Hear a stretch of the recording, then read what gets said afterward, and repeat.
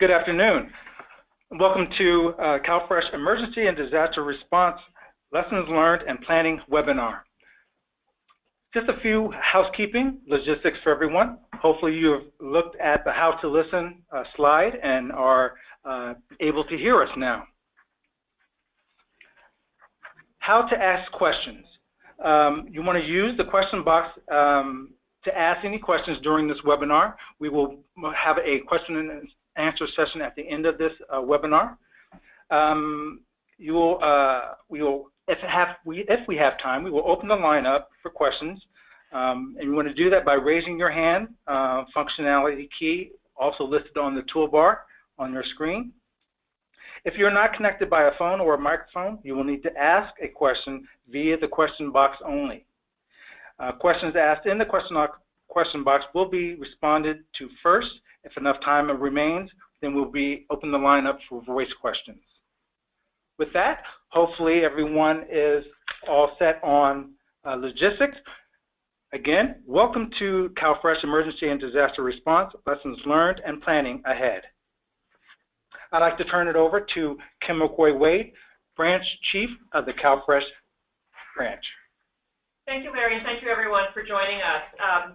We are, I should say, both delighted and regretful that we have this topic today because this is something that is so important and hopefully is infrequent. But the fact is, given the frequency of fires and other challenges in our state, it is something that we are all learning more about and learning more about together.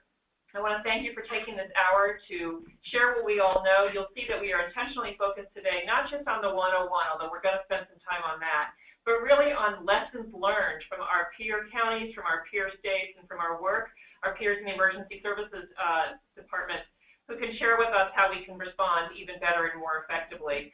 I want to thank all of you up top for sending in your templates, your required disaster plan templates.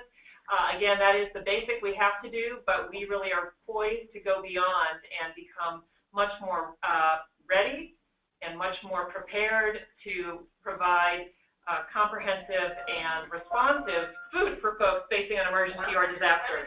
You can enter that and attendee in a listen-only mode. Pause for 1 second. Why don't we go ahead and look at the next slide? That's what we're going to do today, and I promise you I will not read you those 15 names of people, many of whom are going to be speaking and also will be available for question and answer because we absolutely want to have a Q&A time with you all. But I hope you do see state, county, feds. I hope you see CalFresh and emergency food, both CalFresh and disaster services. It takes all of us to prepare and respond, and we're all here together and look forward to working more with you. Without that, I think we should jump right into our lessons learned. Thank you, Kim. This is Larry Lewis, CalFresh Manager in the Ongoing Eligibility Unit. I'd like to talk to you a little bit about Disaster CalFresh Authority. FNS approves Disaster CalFresh operations under the authority of the Robert T. Stafford Disaster Relief and Emergency Assistance Act. State agencies must request FNS approval to operate a DSNAP or a DCalFresh within California within a disaster area that has received a Presidential Disaster Declaration of Individual Assistance, IA. CDSS must formally request in consultation with the requesting county. In order to operate a DCalFresh, a state must have received a disaster declaration for individual assistance. Let's talk a little bit about that. A brief word about what a disaster declaration process entails. When a natural disaster hits, whether it's a blizzard, hurricane, tornado, earthquake, or fire, other incidents that strike, the state is responsible for the response. The federal government, including the Federal Emergency Management Agency, or FEMA, and USDA cannot intervene until they are invited to help by the governor of that impacted state, our state. FEMA can approve different types of disaster requests, those for public assistance and those for individual assistance, as we talked about IA. Public assistance provides federal monies for debris removal, emergency protective measures and repairs, replacements, or restoration of disaster damage and publicly owned facilities and facilities in certain nonprofit organizations. Individual assistance provides federal monies to individuals and households for things like temporary housing, home repairs, disaster-related medical expenses, damages to essential household items, and moving and storage, etc. Next slide. Let's talk about these CalFresh benefits. Disaster CalFresh is only for those not already receiving CalFresh. So those that are affected by a disaster would be receiving disaster CalFresh would be those who are not already receiving CalFresh at the time. FNS approves the period for which the state can accept applications for a limited period of time. Generally, this application period is 7 days, but it can be extended upon FNS approval from a formal state request or the county's request. For persons on CalFresh, there are FNS waivers that assist in providing replacement and supplemental benefits. One of note is the mass replacement waiver. Let's talk a little bit about another waiver that is commonly requested during a disaster CalFresh, and that is commonly known as the hot foods waiver. This waiver is because generally hot foods are not allowed during a with regular CalFresh, so this waiver waives that rule. A retail foods licensed by FNS to accept CalFresh benefits in the designated disaster areas will be accepted. There are no sales tax can be charged during the effective period. This waiver can be requested on a statewide, county, or county-by-county basis, and it does require a presidential major disaster declaration for individual assistance.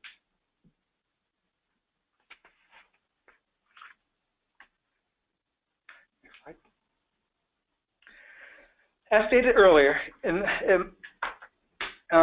area must receive a presidential disaster declaration for individual assistance to request to operate a disaster CalFresh. The declaration of IA is a trigger that gives FNS the authority to approve a disaster CalFresh request. The disaster declaration process starts with a request by the governor or the tribal chief executive of the affected county to the President of the United States. Step 1, a joint federal, state, tribal preliminary damage assessment, or PDA, is conducted to determine the extent of the disaster. It impacts on individual and public facilities and the types of federal assistance that may be needed. Step 2, once the PDA is completed, the state or Indian tribal government determines that the damage exceeds their resources. The governor or the tribal chief executive may submit a declaration request to the president through FEMA, its regional office. Generally, the PDA is completed prior to the submission of the governor's request for major disaster declaration. However, when obviously severe or catastrophic events occur, the governor may be submitted prior to the completion of a PDA and include an IA for high impacted incidents where the level of damage to residents is enormously overwhelming. Step 3, President approves the PDA for IA. If denied, the governor can appeal the denial of the major disaster declaration request. Step 4, ideally, FNS and the state agency have already been in communication regarding the operation of CalFresh prior to the PDA for IA being received for the impacted areas, and the official completing the disaster CalFresh request can then be finalized and then submitted to FNS regional office for review and approval. FNS reviews the disaster CalFresh request ASAP and typically can approve the request within 24 to 48 hours if all supporting documentation has been provided in the request. This is why communication between FNS, the state, and county agency upfront is key.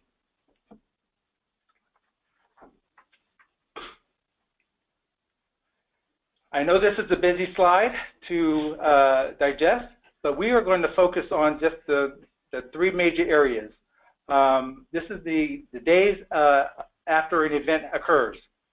So days 3 and 4 are generally days that after the impact needs. So we are not, things are ramping up for the need for CalFresh. In 7 days post the event, infrastructure begins to come back online, and the need for assistance decreases. CalFresh comes into play generally in the 14 days post-event, and that is when we have stores up and running and people are able to use their benefits that they received through Disaster CalFresh.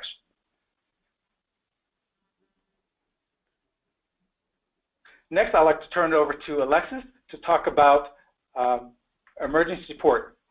Great, thank you, Larry. So good morning or good afternoon, everybody. This is Alexis Fernandez, the CalFresh Policy Section Chief, and I'm going to spend a few minutes talking about what is available in other emergency situations where there is no presidential declaration of disaster. So without that declaration of individual assistance, you may still have experienced food loss. The most common example of this type of emergency is a large-scale power outage of more than 4 hours, typically caused by fires or flooding or other types of events. It may lead to food loss, as perishable foods that have already been purchased with CalFresh benefits may spoil. So what options do we have to respond to these emergencies that don't require a disaster declaration? Households may continue to request replacement benefits on an individual basis, but normally households have 10 days from the date of the emergency occurring to request these replacement benefits. We have the option to apply for a waiver, referred to as the timely reporting waiver, to extend this timeline from 10 to 30 days. At a minimum, counties should work with CDSS to submit a timely reporting waiver so that households may apply for individual replacement up to 30 days after the emergency event occurs. In addition to the timely reporting waiver, counties may also apply for mass replacement of benefits if, based on an assessment of the emergency, a significant number of CalFresh households have experienced food loss. This allows the county to issue replacement benefits automatically without having to process individual requests for replacement. This waiver should be submitted as soon as possible after the emergency so that replacement benefits are issued to households timely. Note that both waiver requests require justification, but the mass replacement waiver requires counties to provide data indicating that a number or a significant number of CalFresh households are impacted, which is why you'd like to replace benefits on a mass scale. CDSS is ready and able to assist counties in applying for either a standalone timely reporting waiver or both the timely reporting waiver and mass replacement. We highly recommend that counties apply for the timely reporting waiver even if the county does not plan to pursue mass replacement benefits. This gives your households more time to get to the office and request individual replacement. A recent example just occurred in Mariposa County as a result of the Detweiler fire. Large-scale and long-term power outages caused extensive food loss across the county. Mariposa initially applied for a timely reporting waiver, allowing households to individually seek replacement benefits for up to 30 days from the power outage, and Mariposa started working on collecting data to assess the need for mass replacement. Mariposa submitted the request for mass replacement and received approval to replace about $80,000 worth of benefits. Note that the consortia will filter out those households that have already received individual replacement before the mass replacement is issued. The real benefit here is that you can avoid issuing duplicate replacement benefits, but you're meeting individual and mass needs at the same time. All right, so we've talked a little bit about Disaster CalFresh and other options to respond to an emergency. But what really helps, based on recent and past experiences, in terms of being prepared and ready and able? Refer to recently approved templates and reporting forms. So we have waiver requests that have already been approved for your reference, so you're not reinventing the wheel in a time of emergency. We mentioned that you will need data to justify your mass replacement waiver request. This data comes from your power company, and it can be difficult to secure. So pre-existing relationships with your local utility or a go-to point of contact can be helpful before the emergency strikes. Proactively reach out to CDSS staff. We are here to help. We can provide assistance in everything from helping you develop or write your waiver request, securing data. This is especially true if you are working remotely due to the emergency, so if you yourself as county staff have been evacuated, we're here to help. And then lastly, talk it out. Help us address your questions so that everyone involved is clear about their responsibilities, next steps, and other critical details, such as coordinating with your consortia to issue benefits. The last thing we want to do is cause an unnecessary delay getting benefits out to our CalFresh households. Some other tips and tricks, of course, be prepared. Provide staff training and update staff orientation or other introductory materials ahead of time. That is so your staff, all staff across the county, know what is available to them in terms of resources to respond to an emergency or disaster situation. Understand your county system. This is everything from the roles and responsibilities you've already laid out pre-emergency or pre-disaster to the consortium's involvement in issuing benefits and when you need to give them the heads up that they'll be involved in helping you complete that task. And then lastly, collect your data ahead of time. So you may not know where the emergency will occur, but you should have a good sense of where your CalFresh households are living in your county. So where is that dense population of CalFresh households? So you can do a quick assessment when the emergency occurs as to whether mass replacement would be a good option. If there are a lot of CalFresh households in the area where the emergency occurred, you definitely want to look into mass replacement. All right, and then of course, communication during an emergency. As you can imagine, and has already been mentioned, communication is key. And if I stress nothing else today, it's the importance of after-hours or non-office contacts. This is especially true if you are working remotely due to the emergency or disaster. We want to be able to reach you to make decisions timely, and we'll be providing, or rather updating our processes here to make sure that we are confidentially keeping after hours and mobile contacts up to date, as well as providing you with the most up-to-date CDSS contacts so that you can always reach us. And with that, I'm going to turn it over back to Larry. Thank you, Alexis. Next, we'll have Don Williams talk to us a little bit about the Emergency Food Assistance Program. Thank you, Larry. Again, my name is Don Williams. I'm the Emergency Food Assistance Program Manager. The EFAP is a state and federal program. It serves 48 network food banks that serves 58 counties with donated USDA and state foods. It provides feeding only in disasters in which people are still able to remain in their homes and are able to prepare meals. In addition, people must be able to obtain food. In addition, people must be unable to obtain food from retail establishments. Next slide, please. A couple key tips with the disaster response is that some eligible criteria is that they must be impacted by disasters and live within the county designated disaster.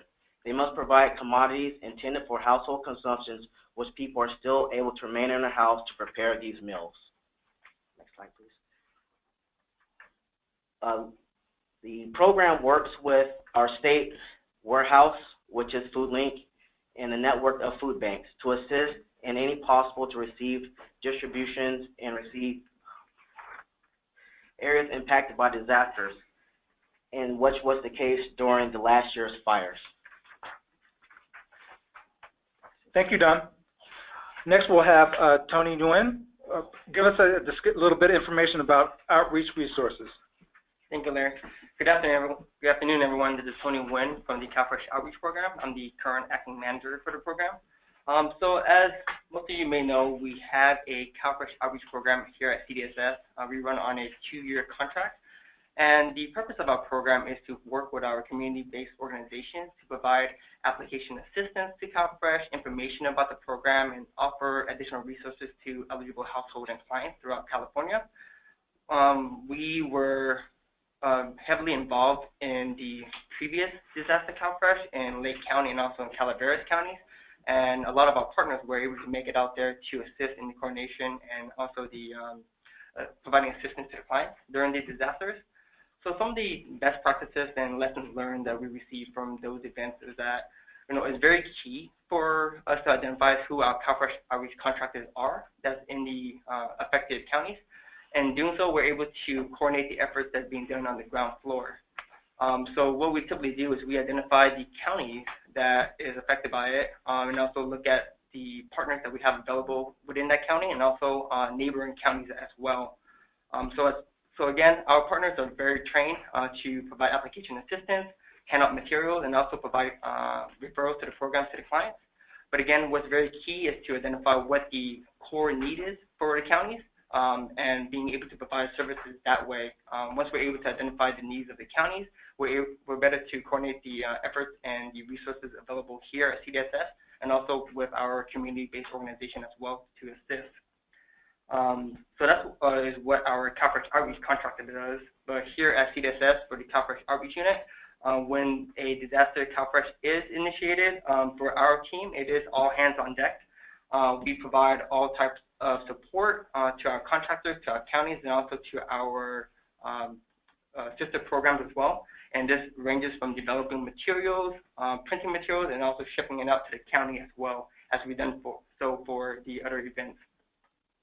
The great thing about our program now is that we have a lot of resources that were developed during the last fire. So we have all the templates available for different flyers, FAQs, one-pagers, not only for the clients, but also for our application assisters and also for the counties as well.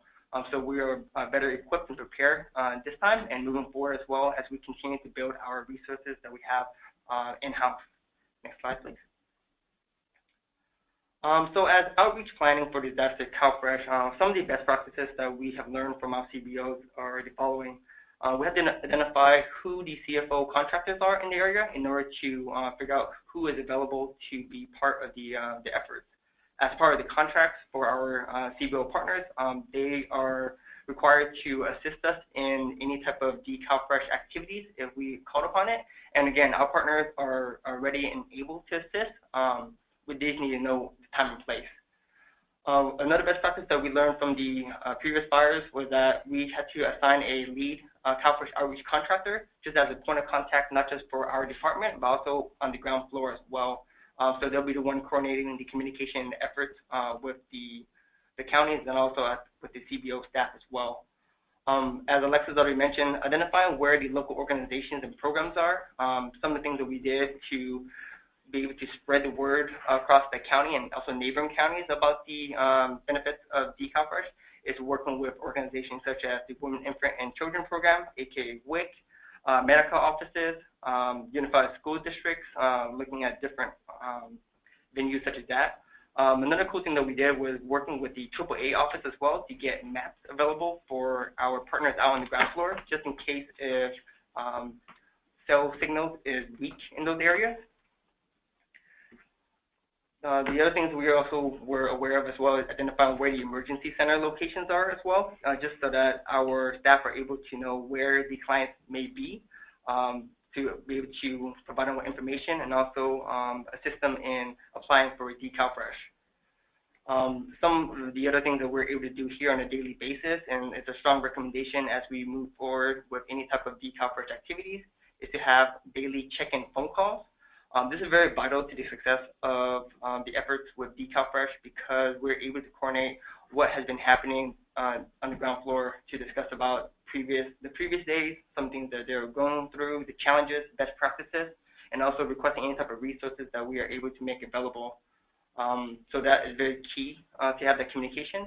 Again, just to have that emergency contact list as well, not just at CDSS, but also at the ground level as well, so that we have point of contact for after hours communication.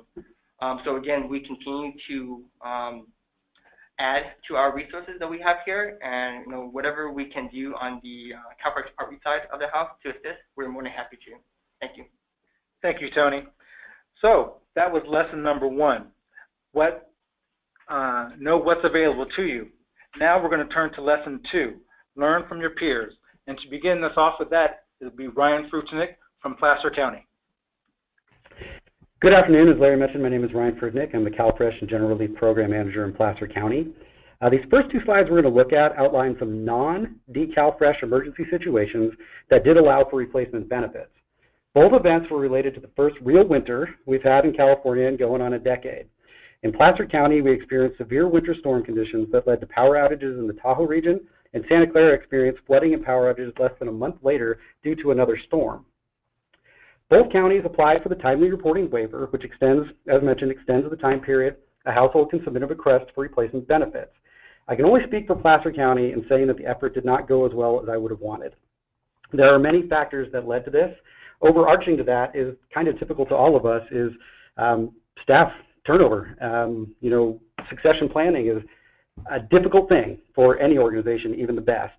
And so with that said, one of the factors in general is that disasters are not typical occurrences, and we certainly cannot predict them. We're good at the routine things we do in serving our communities. But unless we make planning for emergency situations and disasters a priority, we will have a hard time being effective. Another factor was accessibility to the affected area here. The snow did not make it possible for staff to get to work. We weren't sure who would be at the warming centers that our clients may have been at. We weren't sure where they were going, and we certainly did not have contingencies ready for when we didn't have that access.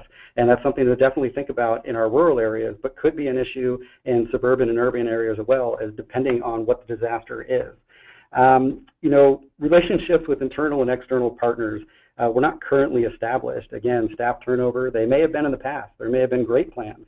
But for those currently here, it was difficult for me to find those resources and those relationships to make sure that everyone knew their role and that we were involved in dealing with the emergency situation.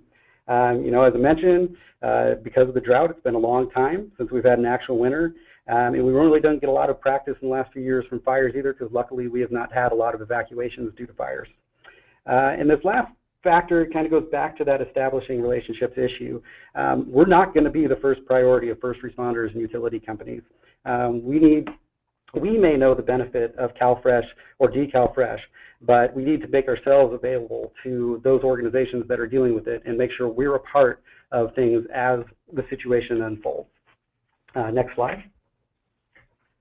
In Placer County, we have a senior worker specifically assigned to outreach and working with the community.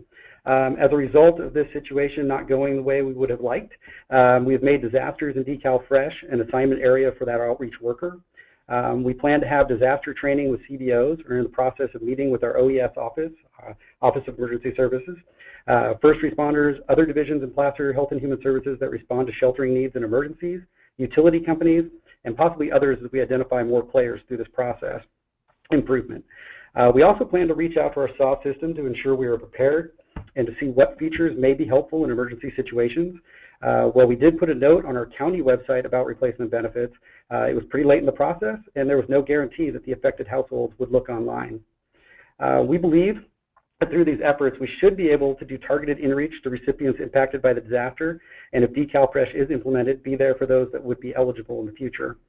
I can even say that a month later, at the time of the Oroville Dam situation, we were able to get to the shelter that was established in Roseville and make ourselves available, and even though replacement benefits were not authorized for that, we could still provide program information and find out if individuals did need a replacement EBT card if they had to flee prior to being able to grab that. Next slide. Prior to coming to Placer County, I was with CDSS, and I was there when the Valley and Butte fires were occurring. These were very devastating fires that wiped out communities, and a major disaster declaration with individual assistance was approved by the Obama administration on September 22nd of 2015. The following slides were provided by Lake County related to the Valley Fire and highlight some of their lessons learned in a DeCalFresh authorized situation. Their response time was integral in the success they had, and Napa County's help greatly assisted in the good work that was accomplished. But with that said, they did see areas they could improve, and we should all be aware of. On this first slide, they mentioned, disaster plans need to be in detail, that we need to ensure that we're ready when individual assistance is activated, in having those relationships with the utility companies, and to be ready to move quickly and timely. It is important to know who's responsible and what specifically is needed, and who and where do they come from. Tables, laptop computers, how are you going to print and deliver EBT cards, generators, etc. The point about utilities is critical and was to our situation especially, as their first priority is getting power back on or stopping gas leaks, not CalFresh. Access to the necessary info has to be simple and practiced to get it timely for inReach. Next slide.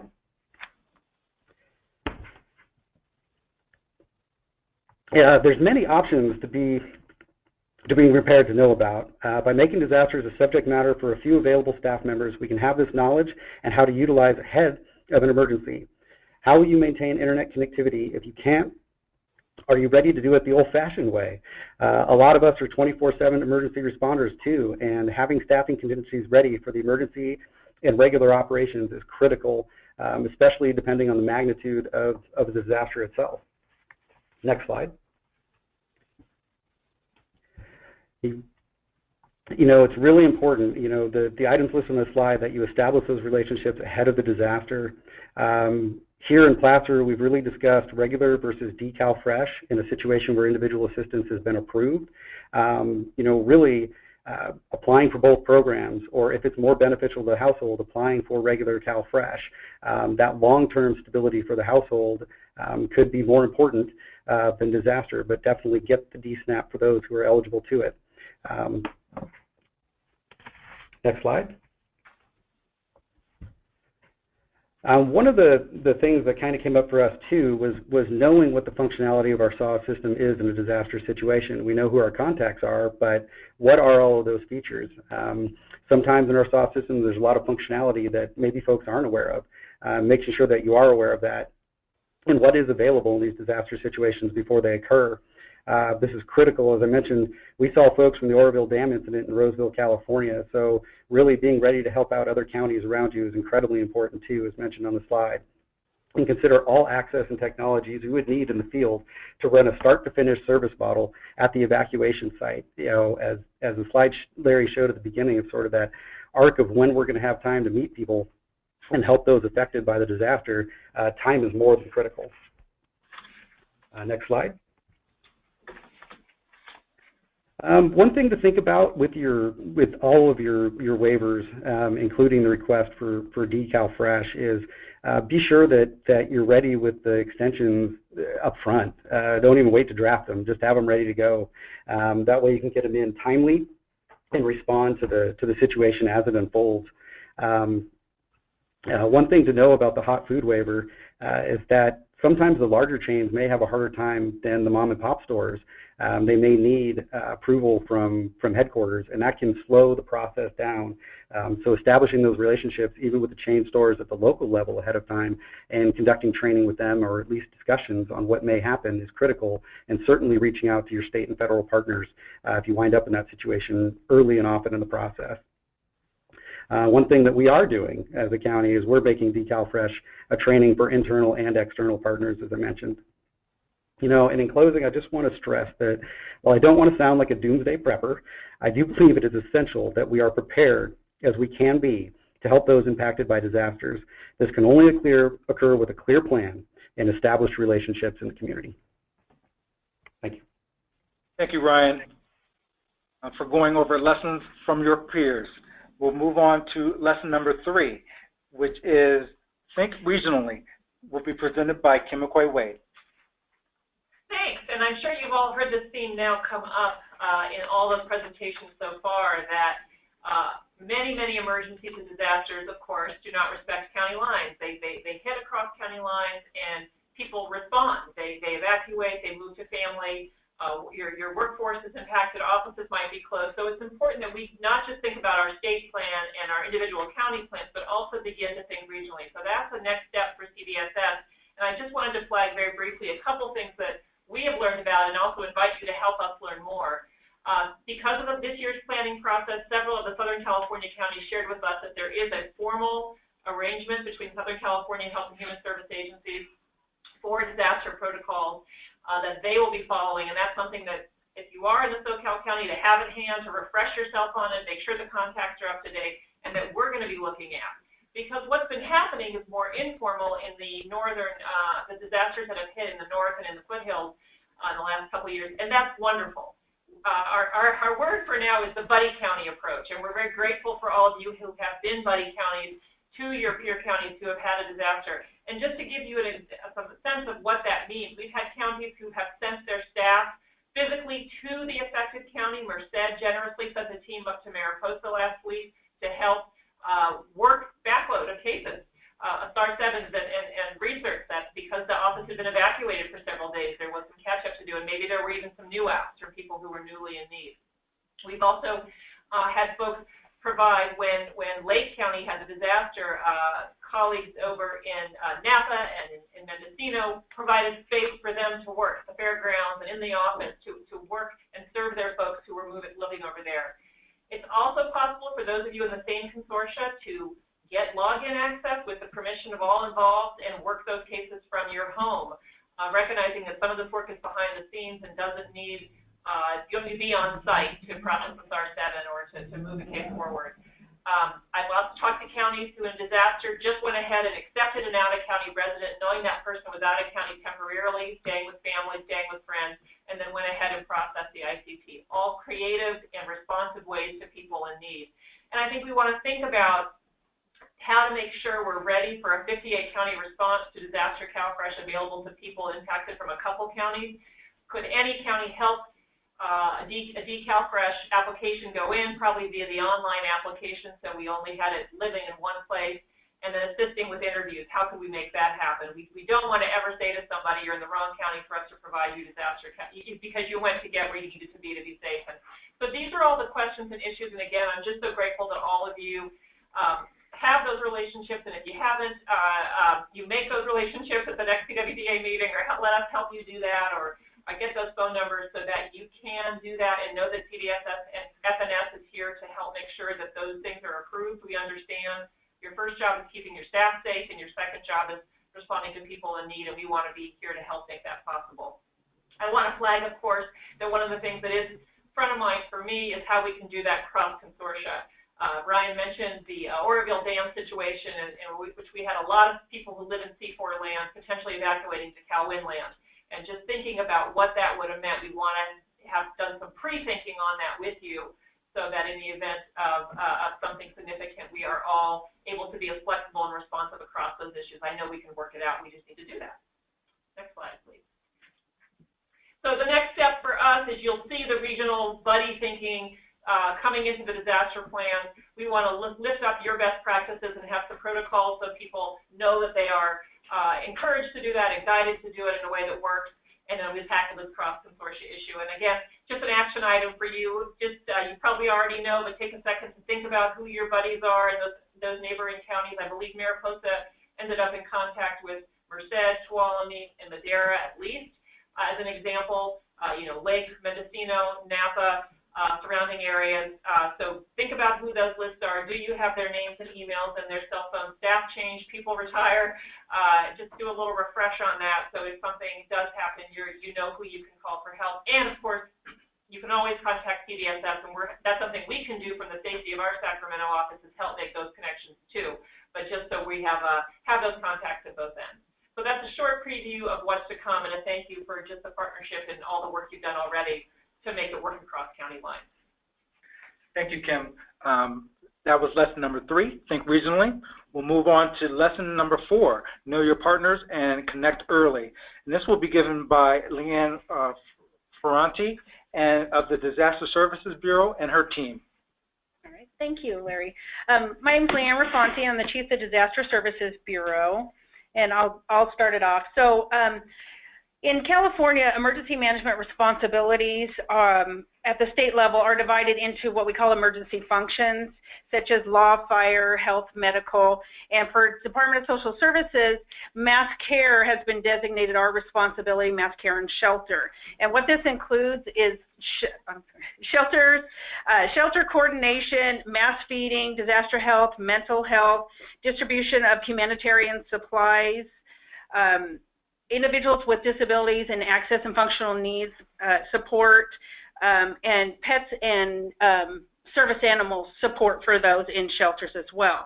So our job at Department of Social Services at the state level is to support local government in sheltering and feeding individuals displaced by a disaster. And this requires extensive coordination to accomplish that with our partners at the local government level and private, nonprofit, state level, extensive coordination at that level. And Marianne will talk about our mass feeding partners. Thank you, Leanne. And I'm Marianne Johnson with Disaster Services. And during disasters, our section has to many times utilize a multi-pronged approach to fill the gaps for the unmet feeding needs. We work with our internal programs here at CDSS. They in turn will work with places like the food banks to supply things like food boxes in certain areas when that's needed. And we work with our partner agencies such as the Salvation Army, the American Red Cross, Southern Baptist, and they can provide hot meals or shelf-stable meals in disasters. And then we have other state departments that we also work with, such as Department of Education, California Department of Corrections and Rehabilitation, California National Guard, and they have resources such as mobile kitchens that we can utilize in events. And I'll turn it over to Steve. Actually, I think that's it's Leanne. That's okay. Sorry, Leanne. Sorry. And as a result of the fires, Valley and Butte fires in Lake Calaveras County, we recognized a need to work closer with our local government partners in the field in a disaster. So as a result of that, we divided our staff into regional levels and assigned them a mutual aid region, which consists of several counties at the local government area level. So we are in the process of doing that. We have divided them, and you can see on this slide. And we're currently coordinating and developing those relationships and networking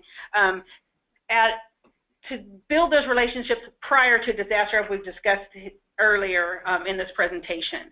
And what we're doing, and our goal is to serve as a liaison between social services and emergency management to support local government, not only during a disaster, but prior to disaster in planning and preparing for a disaster, and involving training exercises with local government. So during a disaster, we're prepared to support them. And Steve, you want to continue? Thanks, Leanne. My name is Steve Brooks, and I am a catastrophic planner with the Disaster Services Bureau. I've also had the privilege of working on pretty much every medium and large-scale disaster in the state over the last 7 years, and we've learned quite a bit. And I'll share a little bit with you all about some lessons learned. One thing is that every county's emergency management system is different, and mass care coordinator position can sit in a number of different agencies, anything from the Department of Social Services to the Sheriff's Office. And it's really critical that we establish those relationships ahead of time, which is one of the services that we can provide through our office here. Not only that, but every disaster is different, so it's really important to come up with solutions to likely problems ahead of time. It can really make a huge difference to the population that's affected. So a lot of this is expanding upon what Alexis as well as Ryan from Placer County recommended. And many of you have probably already done this, but I think it's important to ask ourselves the question, how can we organize a huge number of feeding organizations to have an integrated and efficient response when we do have a disaster? And there are a couple of ways to do it. During a disaster, a lot of times we call it a task force. We'll establish a feeding task force. And that'll be comprised of pretty much any organization that has a role in feeding during that particular disaster, whether it's local government, NGO, state, or federal, and so on. So the purpose of that is to help control the chaos from a disaster, and that's essentially all that we can hope to do. And the way that a task force will work even better is if we actually organize it before the disaster hits and meet regularly, know each other's capabilities, roles, and limitations. And that you may call that a work group. And I think if possible, if you can get a work group together and meet maybe quarterly or a couple of times a year, it really makes disaster response much smoother during the actual event. It also gives you a chance to make your voice heard and get your capabilities integrated into the county's overall emergency response plans or emergency operation plans. Another opportunity for a feeding work group might be to create a feeding specific plan. And it's often called a multi-agency feeding plan. And that would be essentially all of the stakeholders that have resources to bear, in addition to the county's emergency management department, just to make sure that everybody's on the same page and they know what they're going to do ahead of time. They know who to contact and when, and what everybody has to offer. And just one last note, I know this has been mentioned, but this happens all the time. When a disaster hits, not only does it possibly force population to evacuate their county and be within another county, a neighboring county, but it can also force staff to evacuate their own headquarters. So it's really, really important to have those relationships with your neighbors to be able to continuously operate. So just one last note from me. You will be receiving these slides afterwards with our contact information from the previous slide. So you can contact your regional coordinator if you want to discuss any of this. And if you're not sure where to start with any of the things that I've mentioned, please do contact us. That's our job. Great. Thank you, Leanne, and the rest of your team for that. Lesson number 4, know your partners and connect early.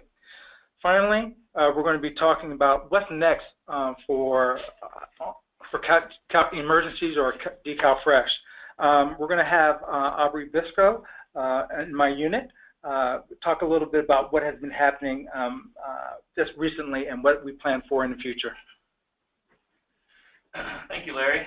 So quick background on what I'm going to touch on here. In 2014, CalFresh, along with partners from FNS in multiple counties of varying sizes, large and small, came together and formed a work group to help develop a standardized disaster plan template and emergency disaster handbook. And I think originally it was called more of a CalFresh template, but when we came together just last week, July 26th, I believe, we kind of came to the conclusion that not only is it a template for all of your future CalFresh plans for FY19, but it also is kind of a response and preparedness handbook that you can use in all facets of disaster, whether it be CalFresh or whether it just be an emergency or disaster where non-DCF is taking place. The goal then is the same as the goal now. We want to kind of create a comprehensive emergency resource handbook that any new person or a new staff or a whole new team could come together and use the guide to, or use the handbook to guide them through the processes during the time of emergency, whether it's during CalFresh or not. Like I said, the group came together just last week to finalize what we're calling now the CalFresh Emergency Response Handbook. And we say finalized, not that doesn't mean that we actually have a working handbook or template yet, but we did finalize kind of what definitely needs to go into it other than just being a template of what's required by USDA for your county disaster plan. The plan is really to release the handbook accompanied by an ACIN, hopefully by the end of 2017 or at the beginning of 2018, in order for counties to kind of become familiar with what's inside the new template, the new handbook looks like, and just kind of get an overall feel of what the group will be presenting. Other thoughts that came from the work group circulating around disaster emergencies were what kind of trainings could we provide or could we kind of piggyback on that possibly are happening around the state in other counties right now, other than kind of CalFresh 101 trainings, which I believe are on an annual basis courtesy of CDSS anyway.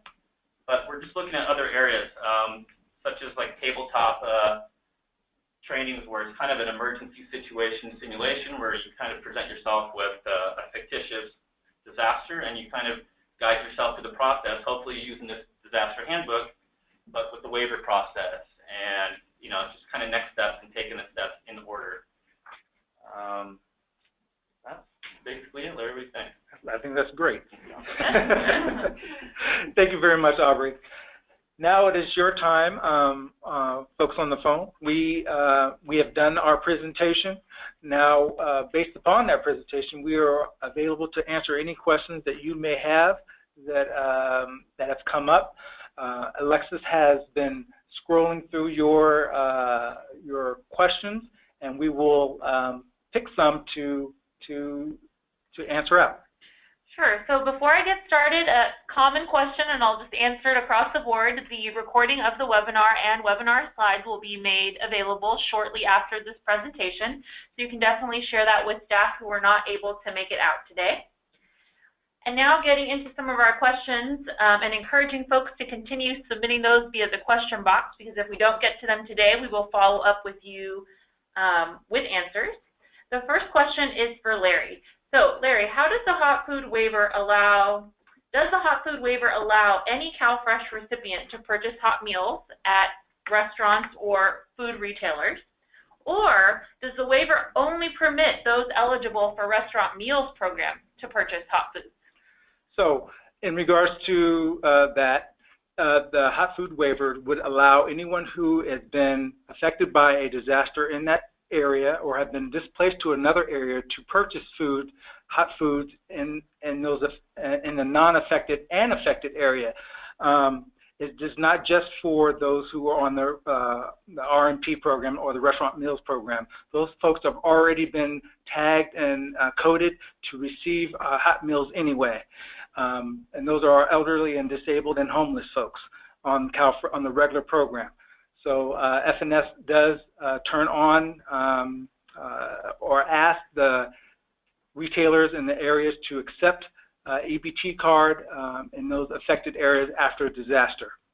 And I think the vision is that it's acknowledging that people don't have kitchens or access to cook, so that when they're at their Safeway or other grocery store, they can buy that prepared meal from the deli. So you don't need a restaurant meal program in order to operate the hot food waiver. It certainly is another reason to think about having a restaurant meal, that you have more hot food options available in disaster, but the two things are separate. Yes. You can absolutely not be an RMP and turn on a restaurant meal program county and make hot food that is normally not allowed under either CalFresh or regular CalFresh. If you get that waiver, it's available at the grocery stores for both CalFresh and regular CalFresh, recognizing that folks are having a hard time cooking. Thank you. Okay, for our next question, I think this one's to you, Larry, as well.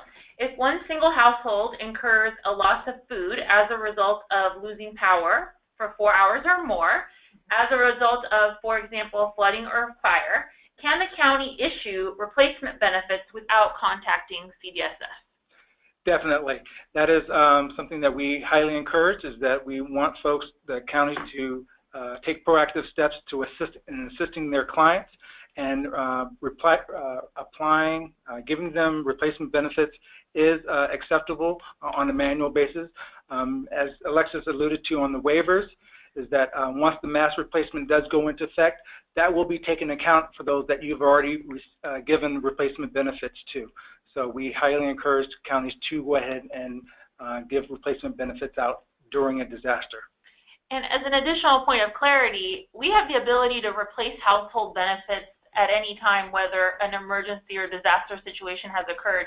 An individual county or an individual family can experience food loss for a variety of reasons, and you as the local administrator have the option to hear from that client and take an affidavit that that food loss has occurred and issue the replacement benefits for them. So something I think common might be, for example, a power outage that's unique to an individual home and that could result in food loss. Or apartment complex, which has happened in the past. The whole apartment complex lost food for more than 4 hours, and those folks that had CalFresh were able to get replacement benefits on their cards for that.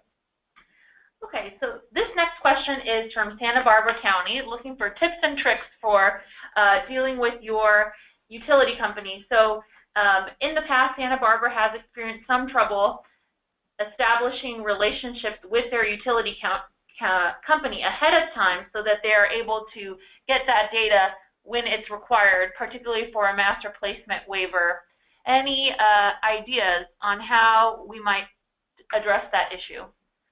I think that as everyone has alluded to, is getting in contact with your utility company, maybe getting a point of contact in the case of a disaster is paramount.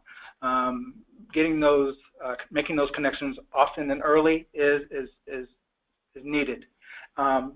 Kim, did you want to? Two other tips. I mean, I was going to put our emergency services friends. Do you all, by going through the broader emergency service relationship, do you tend to have utility company relations on the local level? So it might be that it's through the emergency service local pipeline is another way. And then I will say this last in Mariposa, recognizing that sometimes it just requires a lot of follow-up phone calls and follow-up phone calls and follow-up phone calls, that we took that on at Mariposa's request for them, because again, we're sitting here, we could do that, and so Aubrey made those calls and did that legwork just to take the burden off the frontline folks who are dealing with that. We know Lake County shared with us that they sent a person to go sit at PG&E for half a day to get the data, and that's not the best use of their time when they're on the ground. So two tips, two suggestions: try the emergency services path, or lean on us. And this is Ryan. I would just add to that we actually have a regional manager for PGE coming out to our CEO meeting next week, just to get to know all of the folks in the community-based organizations and hear from them how they respond to disasters, and it will give us a chance to make some inroads there as well. As everybody kind of mentioned throughout the presentation, if you're doing it during the disaster, it's not going to work. So really establishing those relationships ahead of time is really key. So this next question is for Tony. Has CalFresh Outreach thought about or developed any outreach information that can be made available to clients prior to a disaster, not only about Disaster CalFresh, but the broad range of other nutrition assistance programs that might be available to folks?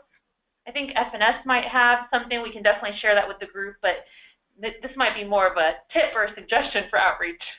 Oh, thank you, Alexis. Gabriel, thank you for coming up with that question. That is a great thought.